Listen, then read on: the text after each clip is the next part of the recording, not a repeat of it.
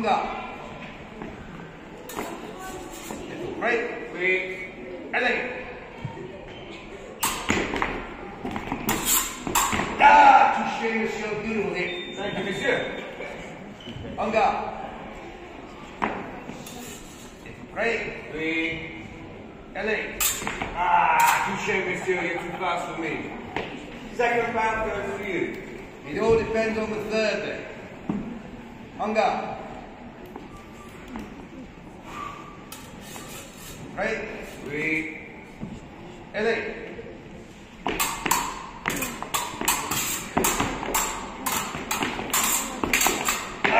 Touché, monsieur. The contest is yours. Round of applause for ladies and gentlemen.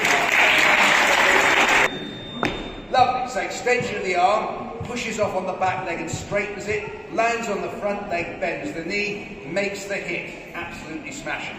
I, of course, don't want to get hit.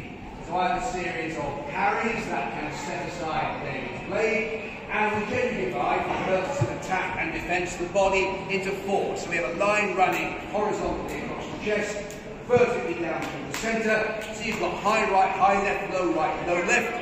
So David, maybe 4 lunges in quick succession in those lines. High right, high left, low right, low left. There are some variations on those parries, but they're the basic ones. After that, of course, we have to consider that no one is simply going to stand there and just swap attacks and defences. Sooner or later, one person is going to get the advantage, they're going to crowd the other person, they're going to push them back.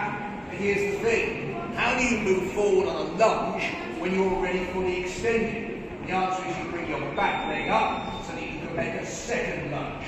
And the person going backwards has to reach with their back leg. So this is an advance and a retreat. So let's have 3 lunges in quick succession.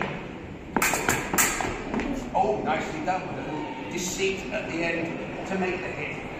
Now once you learn those basics of attacks and defences, you are ready to start FA fencing.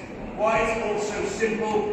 Because it's essentially a sporting equivalent of the equally simple but much more deadly attacks of the Duel of Honour. Yes, the Duel of Honour, an age-old tradition where 2 offended people will meet up and settle their differences through force of arms. Now, these earlier duels were often fought to the death. However, here in England, under the reign of Queen Elizabeth I, such duelling was made illegal. Unfortunately for the Queen, it proved too popular a practice, and many people continue to duel one another well into the 20th century. So, if you were an Elizabethan duelist, what weapon would you use? Well, not a lightweight epee, like I've just shown you, but a rather more substantial weapon that we refer to as a rapier. And this is one particular style of rapier, a cut-hilt rapier. And as you can see, it's got a much broader and longer blade. Some of these rapiers, particularly in Elizabethan England, were even longer than this. In fact, they were as long as David's sword and dagger put together. And that made them great attacking weapons, but not really very good parrying weapons. So a style of fighting grew up where you carry a dagger as well. And you attack with the sword, which you defend with the dagger. So that takes us through most of the 1600s. As we move into the 1700s, things change again. Partly mechanically and partly in terms of fashion. They soon realised that it's not necessary to carry a heavy weapon. If all you're going to do is stick a civilian who's not wearing any armour with a sword. So, the sword reduces in length, it reduces in width, it reduces in weight, and what we wind up with is a weapon called a small sword, which is what this is. And many of these blades are incredibly light, feather-light. They're what we call triangular section, which means there's a rib along one side and a fuller groove ground into the other. A blade cannot be any lighter than that. And what it means is now that you can do all your attacking and your defending with the sword. You don't need the dagger anymore. That takes us through most of the 1700s. As we move into the 1800s, things change again, because the pistol takes over from the sword as the principal dueling weapon.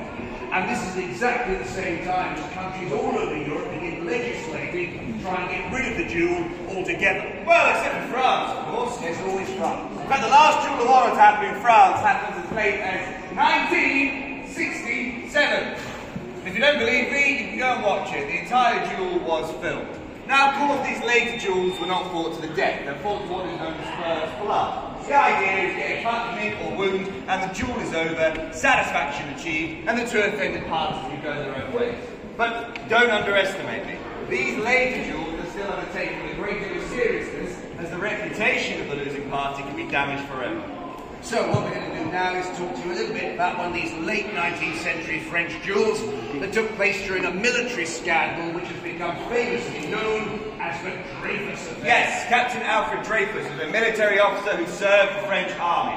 He was wrongly accused of spying for the German army, and in 1894 he was found guilty of his crime and sentenced to life imprisonment in a penal colony known as Devil's Island. But then, in 1896, a new head of military intelligence took over, Georges Picard, the character I played in the fencing sequence at the beginning. And Picard quickly became convinced that Dreyfus was not, in fact, a spy. Another man, Esterhazy, was the real culprit. His problem was going to be proving it. Yes, now during his investigation, they come across a rather obstructive officer of the name Hubert Joseph Henri, who had openly and publicly declared Picard quite simply as a liar. And Picard would demand a duel to first blood, which Henri accepts. Now, if we are to conduct that duel of first blood for you today, then we are going to need our seconds.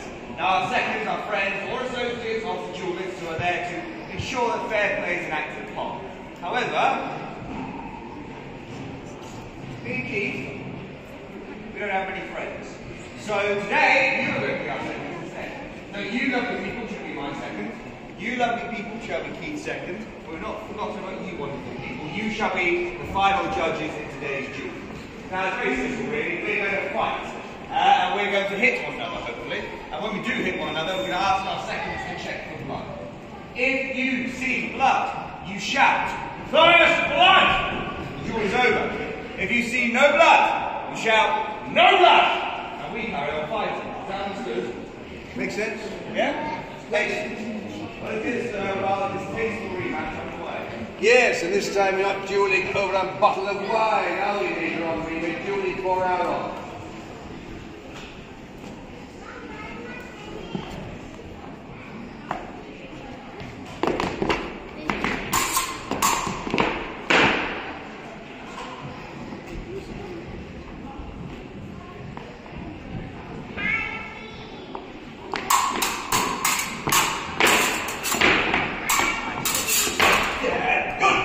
Checking for blood.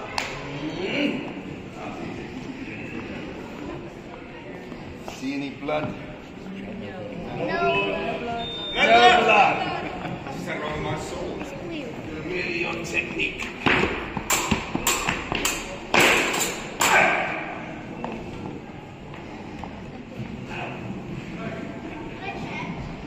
Blood? No blood! No blood! Wait, who's her? It would hurt.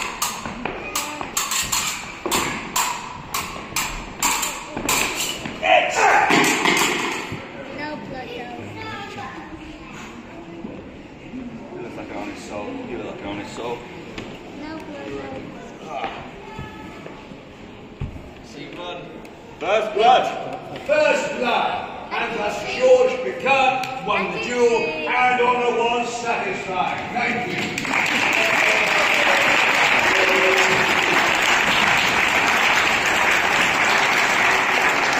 Now, we at the Royal Armouries, we have